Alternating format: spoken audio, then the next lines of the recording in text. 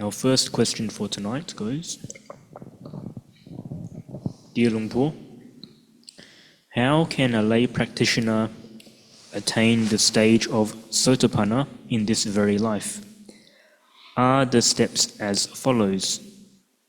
1. Firstly, practice Noble Eightfold Path, i.e. right view, right resolve, right speech, right conduct, right action, right livelihood, right effort, right mindfulness,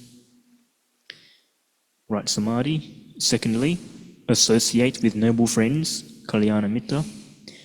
Thirdly, remove the first 3 fetters, belief in a permanent self, skepticism about the Buddha, Dhamma, Sangha, or the path, attachment to rites and rituals. Fourthly, understand the 4 Noble Truths deeply. Fifthly, regularly contemplate impermanence, suffering, and non-self. Sixth, develop strong faith and direct experience, such as through consistent meditation, sadhu. Yep, that sounds about right. Keep going. Got a good understanding of the way of the practice. And if you read the suttas or listen to or read Dhamma teachings from experienced wise teachers such as Ajahn Chah, I think you'll find what you've just described there kind of repeated and explained over and over again in different ways. It's one thing to remember the words, as you've just written down, that's very impressive to keep that, but then you also have to practice, and that's where we fall down. Our efforts in the practice, when things are going well, good, but when we meet with obstacles, often we make mistakes. Sometimes we get fed up with the practice because of the obstacles we encounter. It's not always easy to train this mind. So you need certain paramis as well. You need to be able to be patient when the going gets tough and there's obstacles. You have to be able to be patient, keep going.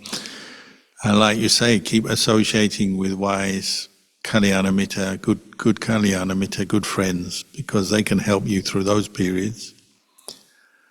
And you have to be careful because the world is full of distractions. And other people are not practicing the Buddhist path maybe, so you have to stay very focused. Ideally, simplify your life as well, because if you're really aiming for cultivating the Noble Eightfold Path, then less and less are you going to be interested in earning money. As long as you've got enough food to eat and you've got a place to stay, you don't need a lot of wealth. And cultural conditioning is we're always pursuing more wealth, more assets. We've always got things we've got to earn money for our retirement and all this kind of things we think about. Whereas at some point you also have to say, enough, now I'm just going to aim for Nibbana, and you're more developing the inner wealth, the Dhamma wealth of faith, mindfulness, wisdom, sila, and so on. These inner qualities become the center of your efforts in your life as a human being. And simply earning money and the worldly success becomes more peripheral or second place, you might say. So it's a matter of how that comes about. You may have faith in the Buddhist path and think it's a good idea, but you have to look at your life and see how central is your practice of Buddhism to what you're doing in your life.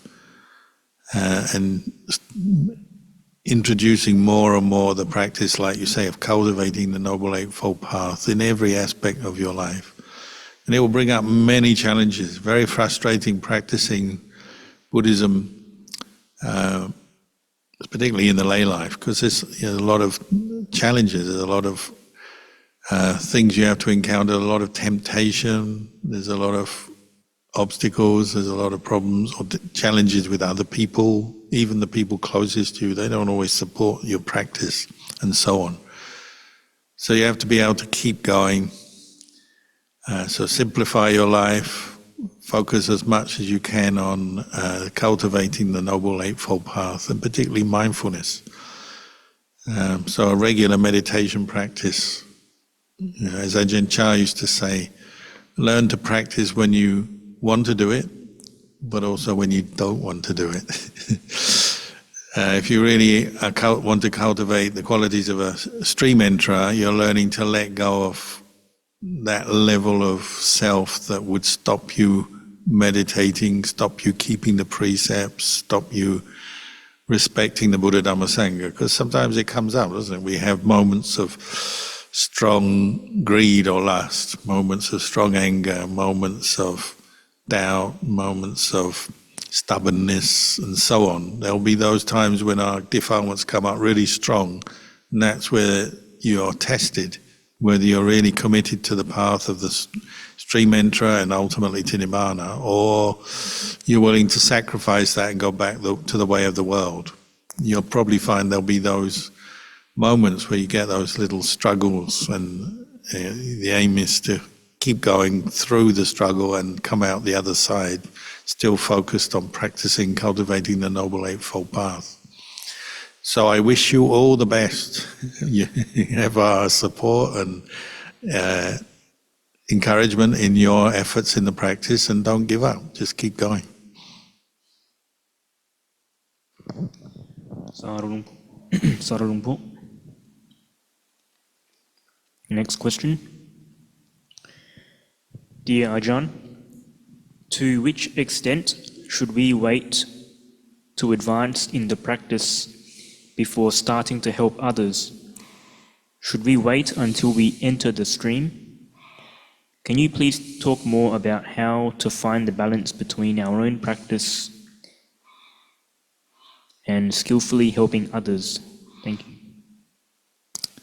Well, I think one important thing is just to look at the results of what you're doing. Some people are more capable of helping others.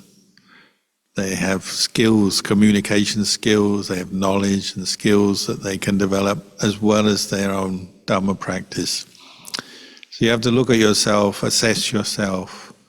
But even the wisest, most knowledgeable and skillful person will still have limits to what they can do if they're really intent on developing themselves along this path. They're going to have to balance what they do for themselves with what they do for others. And that isn't necessarily something you just make one decision once and then you've got it and you understand what you can do for yourself, what you can do for others. Yeah, it's an ongoing thing, I think.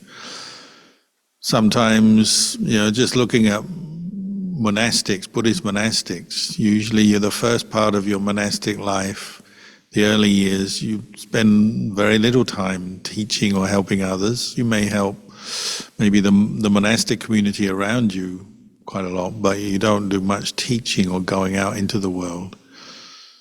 And that may continue for many years while you're learning how to practice, to establish yourself in the practice of sila, samadhi and panya. And some people learn quicker than others, but as far as I can see, pretty much anyone who's intent on developing the Noble Eightfold Path for Nibbana will be very careful about how much time they spend going out to teach or help others, because they know it will become a distraction and can throw out obstacles and can be a cause for them to decline in the practice even. So they'll be very careful around that. But exactly how much you do for others and how often and how much time and energy you've got for others, well, this will vary from person to person. I'm not sure there's one standard thing here, but just as a general thing, be careful. Be careful, because we often make wrong turns and make wrong decisions here. So there's no absolute answer, or so many years you should help yourself and then you should start helping others. It's not as simple as that. You have to look at where you are in your practice, give yourself an honest appraisal, and err on the side of caution. I know monks who have spent their whole life not doing much in the way of teaching or going out into society, but they're very good monks and very wise. They're very, very peaceful, but they're very careful as well, And some people who don't understand might say, oh, that sounds like selfish. Monks should be out there helping everyone. You know, we give them food, they should be repaying that by teaching everyone. Well, sometimes that's okay. But wouldn't you want the monk to be happy and peaceful in the robes, wise in the robes, whether they're teaching and helping people or not? Because just having one wise person in the world is already a blessing for the world, whether they're teaching or not. They're already being a good example.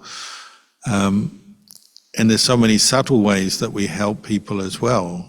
You don't necessarily have to go and teach or run charity projects or do the sort of things people do to help the world. You know, that is one way of helping the world, but maybe just being a good example, practicing non-violence,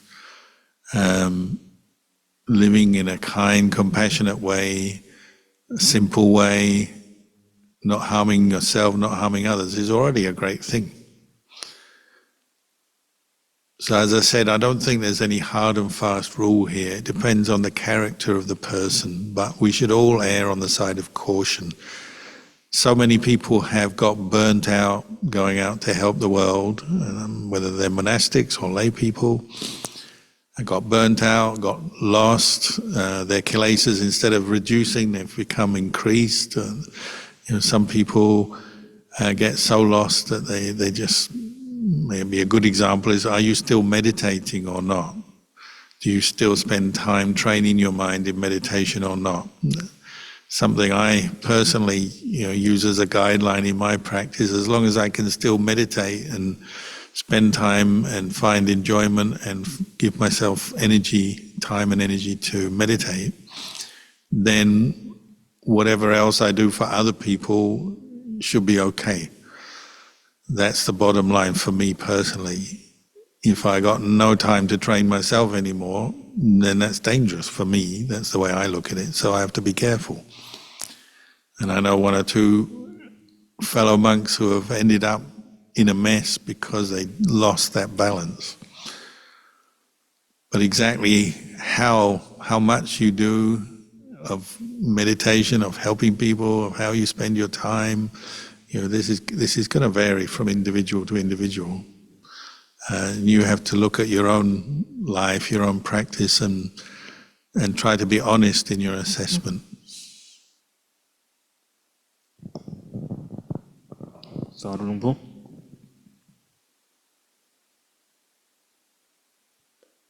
Next question. Dear Ajahn, you talked about recognizing the unskillful Dhamma and letting them go. Taking the example of anger, can you please explain what is the difference between repressing anger and letting it go? And how do we actually let go of anger and any other unwholesome Dhammas? Thank you. Well, going back to the theme of the talk, the light of wisdom in the gaze of anger is, like you say, you're recognizing that anger is suffering, a cause of suffering, therefore it's to be abandoned. And the brighter the wisdom, the deeper, the more profound the wisdom, the quicker that process takes place. So, say we've been talking about a Sotapana, they can still experience an angry mental state, or a mental state rooted in anger, dosa mula. They can still experience that, but they quickly abandon it because they don't break the precepts and they recognize it straight away as, this is unwholesome, this is a cause of suffering, this is to be abandoned. So it's quick. Whereas an ordinary unenlightened individual may not see it as a cause of suffering at all. If the delusion is complete, you're angry and you think you should be angry and you have no question that you should be angry, and there's no investigation of that. You just think, I'm angry and I should be angry and I'm going to follow this anger. Maybe it makes you do things that are quite harmful to yourself and others. Or maybe, say you are somebody practicing some mindfulness, you've heard the Dhamma, maybe you get angry and you recognize already, this is not good, but there's nothing you can do about it because your mindfulness is not strong enough to abandon it. So it's not quick, the letting go, it may be very slow. And a lot of anger is repetitive, isn't it? You get angry once over some situation or with some person, and then the whole thing happens again the next day, or the next time you meet them, or the next time you're in that situation, it happens again. And it may keep on happening over and over again for a long time, because the strength of your mindfulness, your kindness and compassion, your wisdom is not there. So you have some vague or some level of understanding, this is bad, this is not good, but not yet the clarity to really recognize it for what it is and let it go. So that's why we have to keep practicing, keep bringing the awareness up, keep reflecting on things, and then this process of letting go gets a bit quicker because your mind is clearer.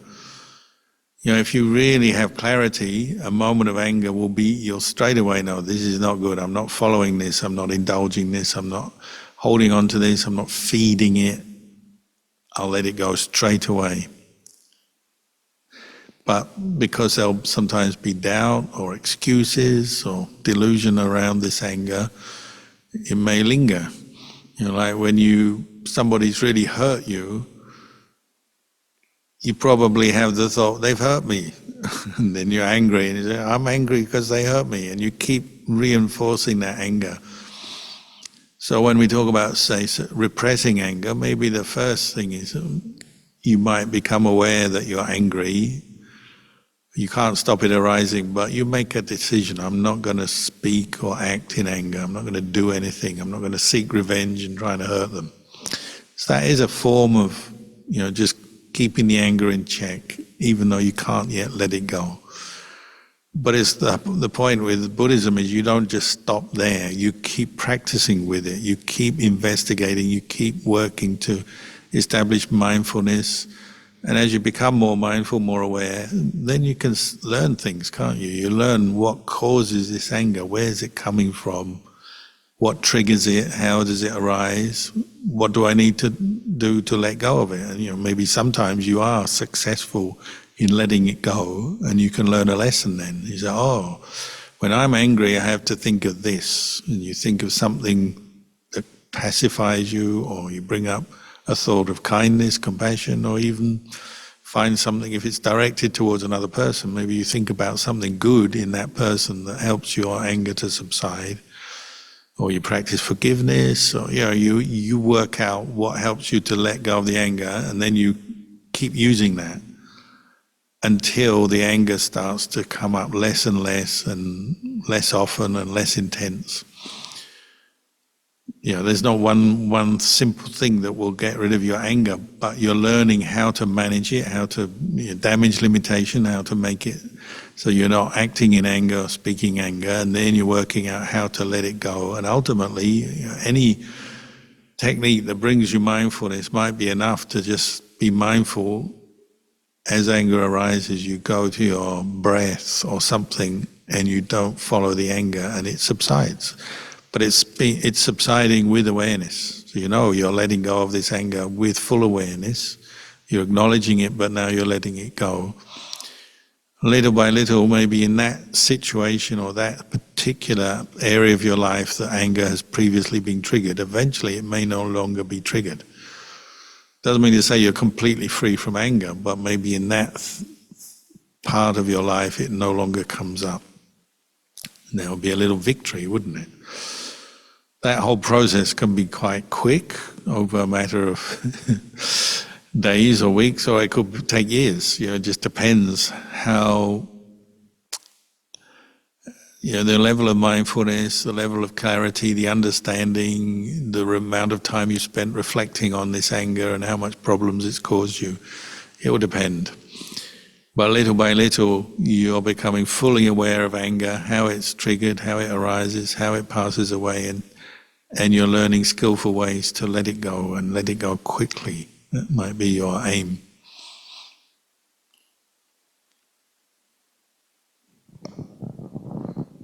Sadhu Lumpur. Another question. Good evening, Lumpur. Is it true that enlightenment can only be attained in the human realm? Thank you. Well, not only. Like beings, noble ones we call non-returners. They haven't reached enlightenment yet, but when they die, they're no longer reborn as humans. They're born as Brahma gods because they've attained jhanas and their mind is already very refined. They have no more anger, no more lust. So only very subtle, refined mental defilements are left. So they're reborn as Brahmas and they become arahants from that realm. So it's not only the human realm, and also devas can be practicing the Dhamma, listening to the Dhamma. But the human realm is the best realm because we have this mixture of pleasure and pain. You know, you're born, you have a human body, it's sensitive, you experience pleasure and pain. You have a really good opportunity as a human being to see, to penetrate the Four Noble Truths, because you have a good chance to see the dukkha of life, contemplate it, and abandon the causes of dukkha.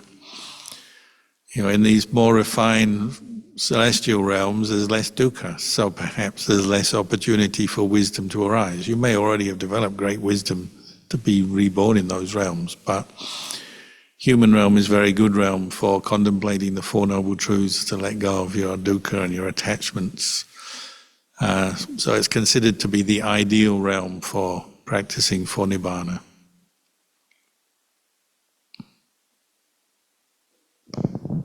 Sadhu Lumpur. Next question. Dear Lumpur, since the Buddha only realized Nibbana in his final life, what was the purpose of his long practice over countless lifetimes without yet knowing the ultimate goal? Did other Buddhas before him already know about Nibbana? Did our Buddha ever meet any of them? If he had, why was it still necessary for him to realize Nibbana by himself? He found it inspiring. He did meet other Buddhas, such as Dipankara Buddha, our Buddha, Gautama Buddha. In a previous life, he was a hermit called Sumedha, and he met Dipankara, the Buddha, who was, you know, there have been Buddhas many times over the ages. And people meet a Buddha, and some people, when they meet a Buddha, they go, I would like to be like a Buddha. I would like to become an enlightened Buddha for the benefit of all beings, because they have some innate knowledge. Already they've been practicing probably at that time. They developed some meditation skills, some knowledge, they've listened to Dhamma, and they have some deep understanding that the world needs Buddhas. And obviously one Buddha arises and then passes away, he doesn't come back. There'll need to be another Buddha. So you get this ideal of the Bodhisattva, one who's made this vow or wish to become a Buddha, because they have this wish out of compassion to help other beings. So our Buddha, Gautama the Buddha, when he was a Bodhisattva, he was this hermit called Sumedha. He heard that the Buddha Dipankara was coming to town, went down to see him and saw him walking along the muddy street. In those days there's no concrete. So he's walking along the muddy street with his monks, and there's a load of muddy, a muddy stream or something, and he threw himself down on the mud and invited the Buddha, Dipankara Buddha, to tread over on his back like a bridge to get over the mud. And as the Buddha was stepping over him, he made a wish, I would wish to become a Buddha. Like Dipankara Buddha, may I become a fully enlightened Buddha, self-enlightened Buddha at some point in the future. And because his wish was so powerful and all the other qualities were ready, so it wasn't like that was the first time he had that thought. He'd have had that thought before, but now it's like everything gelled, ripened together. And Dipankara said, he has the thought to become a Buddha and it will happen, and he gave a prediction, which is a very special thing, very rare thing. From that moment on, Sumedha was practicing as a bodhisattva to become a Buddha. and many, many lifetimes. Because to become a Buddha, you need to practice a lot, a lot of obstacles to go through, a lot of qualities to develop. Because a Buddha is so rare and has so many amazing qualities. They're what we call a sapanyu. They can pretty much know anything they want to know. They can use their mind the best way a human being can use the human mind. They can do that. So to get to that point means many lifetimes or eons of practice. But it's possible. And it's not just a one-off. There'll be other beings who want to become a Buddha and have made that vow. Some give it up because it takes so long and they get tired. Others don't, and they keep going.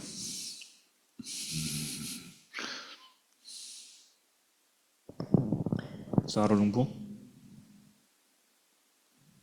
Another question. Dear Ajahn, I try to keep my practice going, but when some colleague attacks me using harsh and misleading speech, I still could not help feeling upset about him, and I think I will be really happy one day if I can be far away from this kind of people and never see them anymore. I know this is aversion, but we really don't want unpleasant things or people in our life. What should I do to be less affected? You can come and live in the monastery with us. I fully sympathize. You imagine working out there in the world, and like you say, some people are really good people you meet, and some people are not so good. They're just totally deluded, self-interested, arrogant, aggressive. Unfortunately, the world is populated by many kinds of people, and not all of them are good. So you sympathize with those people, and that's probably a good starting point, is develop compassion, understanding for the difficult people you might have to work with. Maybe one thing you can do, a bit like Sumedha the hermit, making his wish to become a Buddha, you can make your wish that one day, when you're ready and the conditions are right, you will leave this job and go away and practice the Dhamma in a better, more ideal situation. Maybe you start there with just the thought, the ideal. Then you start working towards it. So in terms of your work situation, well, if you can, you try to avoid the difficult people as much as you can. I know it's impossible to completely avoid them, but you do your best. But you make your vow. Maybe you say, well, one day I'm going to leave this job. When I'm ready, I'll quit and either take another job which maybe provides a better situation to practice the Dhamma, or stop working altogether, go and live in a monastery or as a lay practitioner more full-time maybe. That may take time to achieve. I'm not saying that you achieve it overnight necessarily, but you make some wishes, develop some aspirations, and then start working towards them. But in the short term, well, you still have to maybe live and work with the people, so try to develop a lot of patience, kindness, compassion. Don't take their behavior personally or seriously, even when it hurts you. It's like very difficult to be with, I know, annoying, challenging, but it's their bad behavior, not yours. And what your aim is to use it as a teaching, to see, do I have enough patience to cope with this? Can I keep my sila as I'm living with these people, working with these people? Can I keep my act together? Be mindful enough not to give in to my anger, not to go and throttle them or shout at them or whatever they provoke in you, because they probably will provoke stuff in you. You do your best to keep your own practice going in that situation. Be as patient as you can. If it gets really intolerable, well, yeah, just quit. Maybe you have to accept a drop in income for a while and go and do some other job. Sometimes that is the solution. I don't know the details of your situation, so I'm not giving you a specific instruction here. I'm just saying that is one option. Otherwise, you have to be patient and just learn how to live with other people. You can't change them, but maybe you learn how to be at peace with them while you're working with them. You have to work out what that level is, where you can be peaceful in the same place, putting up with them. It will involve putting up with them, but see if you can do it. I mean, you probably have been doing it already, so maybe you just need to continue for the moment until something changes and you're ready to move on or do things differently, perhaps.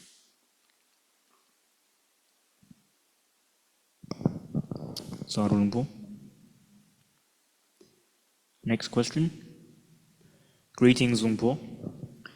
Please, can you recommend a way or a particular practice to help dissolve negative feelings towards family members who have caused you harm in your life? Thank you so much. Forgive them. Easy. Forgiveness doesn't mean denying that they've hurt you or done wrong things. It means not dwelling with anger on the past. So you're accepting, well, they may have hurt me before, but I'm not going to let it ruin my life and ruin my state of mind. I'm not going to hold on to these angry thoughts. I'm going to let them go, and I'm going to forgive. You want these family members to improve as people, to stop hurting you or hurting themselves or hurting others. That's your basic aspiration. You want them to improve as well. That may take time, and really that's their job. It's not your job. You can't do it for them. They have to learn their lessons, and they may or may not do that very quickly. But your lesson is to not hold on to anger, is it? If you're holding on to anger towards them, even though they've done bad things, maybe, you're not following the Buddha's teaching. The Buddha said, let go of anger. Forgive, move on, let go, however hard it is. Don't hold on to the anger, and then you're free. Even though you can still remember things that they've said and done, when those memories pop up, let go of your angry reaction. Be patient, roll your eyes if you need to, and then carry on, but not holding on to anger. That's your goal. So you forgive them. You let it go, you acknowledge what's happened and finish with it, let it go. Don't keep holding it like a heavy burden in your heart. It doesn't help you, doesn't help them, doesn't help you, doesn't improve anything. So that's something you've got to learn. It may take time, but you have to keep learning. Every time the anger comes up, let it go, let it go. Bring up the compassion, the understanding, the letting go, the forgiveness, until you no longer get angry with them. You may still remember what they've done, but it doesn't make you angry, because you know it's their karma, their mistake. It will make them suffer in the future, and your job is just not to dwell with anger, because that's your suffering, that's your responsibility, not theirs. Sadhu Lumpur. Next question. Are the arising of the 5 candas entirely dependent on past karma? Sadhu. Generally speaking, yes. These 5 candas are the product of our past karma. So when you look in the mirror and you don't like the way you look, you blame yourself. It's your karma. But having said that, things are modified a little bit by environment and that. There's current karma, which will affect, what you see, what you do, will affect how you feel in certain situations. But karma is constantly giving its results. So really, it is correct to say your 5 khandhas are constantly manifesting as a result of past actions. But not just past life, it's also this life. And one moment feeds into the next moment. So what you think of, say you have a thought now, say you have an angry thought, going back to the last question, you have a memory come up, your family member or work colleague annoyed you, they said or did something unpleasant towards you. that's your 5 candas manifesting in the present moment. The question is, what do you do next? Do you say, oh, I hate them, and you start dwelling on that person, thinking of them with anger? You get an angry feeling, that's part of the candas, the feeling kanda, and negative perception, the sanya kanda, some negative mental formations forming, I hate them, I want to get them, why do they do this, blah, blah, blah. As your candas prompted by past actions, but now you're making fresh karma, because we also use our candas to make fresh karma. You use your candas to practice the path for enlightenment. You have to accept that. You work with what you've got. So you've got your candas, and you can either use them to increase your suffering. When the darkness takes over your mind, you lose your mindfulness, you lose the Dhamma, you forget. You start using your candas maybe like a weapon. If only a mental weapon, you start thinking negative thoughts perhaps towards another person or to yourself. Or you can use the candas as a vehicle for enlightenment, and you start training your mindfulness, training to reflect on the Dhamma, listening to the Dhamma, using the qualities of the Dhamma to help you let go of these more unwholesome mental states. But you're still using your candas to do that. So, you can make good karma or bad karma, and this will affect your candas from moment to moment. Sadhu Luang Por. Next question. Mum introduced us to a monk via Viber who visited her. He said he translates Buddhist texts and has many degrees, but he also claimed Ajahn Chah said wrong things. This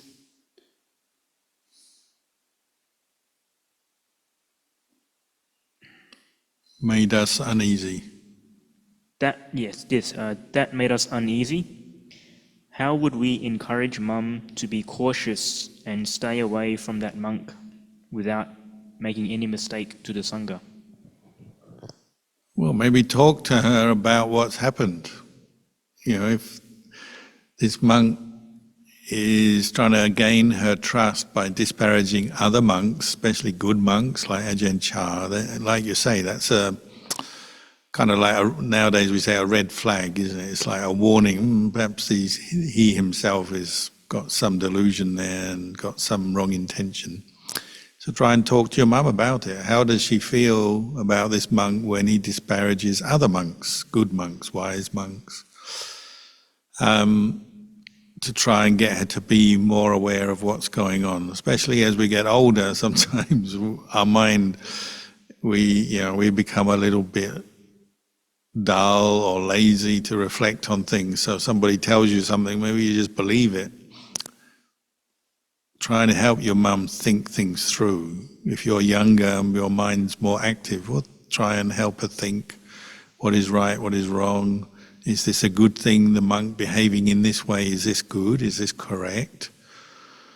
You may be able to help her in this way, I don't know. But that's what I would do. I would try and talk to her, help her, stimulate her wisdom, her understanding more, remind her of the Dhamma, and whatever you've understood in this situation as right, as wrong, we'll try and help her see that for herself. But best of all would be to get her to have her own understanding and then see maybe this new monk who's come in is not the best. Perhaps just wait and see, maybe let other people follow him for a while and wait and see. Because often monks who say very negative things about other good monks, they often...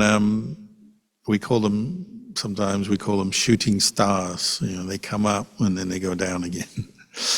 And it's not a great thing, but sometimes it happens like that. So try and develop that wait and see approach, be more cautious, more careful, rather than just rushing to believe or follow this monk that's come along.